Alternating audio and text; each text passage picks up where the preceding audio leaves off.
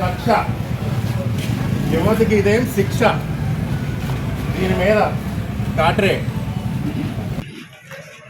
మన ఇక్కడ చూడండి, మన జగ్గుబాయ్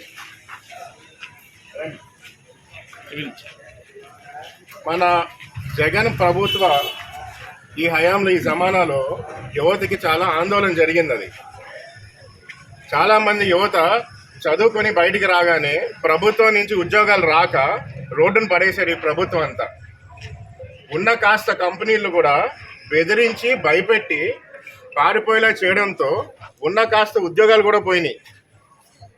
అంటే మనకి డెవలప్మెంట్, పారిశ్రామిక అభివృద్ధి కంపెనీలు రాకుండా వీళ్ళు వాటాలకి బెదిరించి వాటాలు కావాలని చెప్పడంతో 5 సంవత్సరాల నుంచి ఒక్క కంపెనీ అన్న వచ్చిందండి మనకి?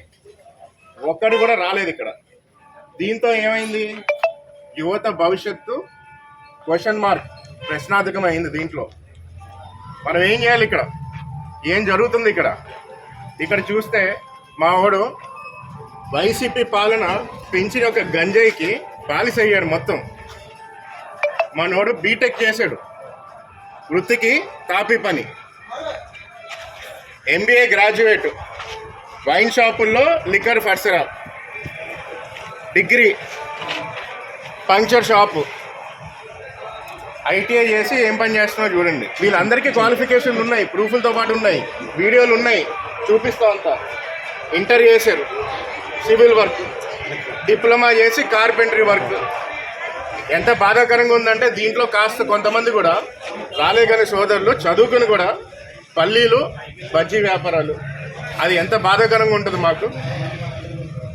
అంటే మనోడంతా ఏం చేశాడు? పోయిన ఎలక్షన్లో తీపి కౌలు చెప్పాడు. ఉసిరికాయకి చాక్లెట్ కోటింగ్ ఇచ్చినట్టు నేను రాగానే జాబ్ వస్తుంది, మూమెంట్ ఉంటుంది, ఇవన్నీ ఉంటుంది అన్నాడు. ఏమి ఇవ్వకుండా పొట్టను కొట్టి అదే బుద్ధి ఇప్పుడు వాడుతున్నాడు ఇక్కడ.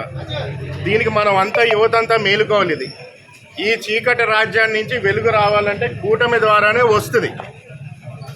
ఈ దరిద్రపు పాలన పోవాలి, ఈ పనికిమాలిన ప్రభుత్వం పోవాలి. మొత్తానికి ప్రతి ఒక్క యువత 100 మందిని టార్గెట్ చేసి గలమై పోరాడితేనే మనకి విజయం సాధన అవుతుంది దీంట్లో.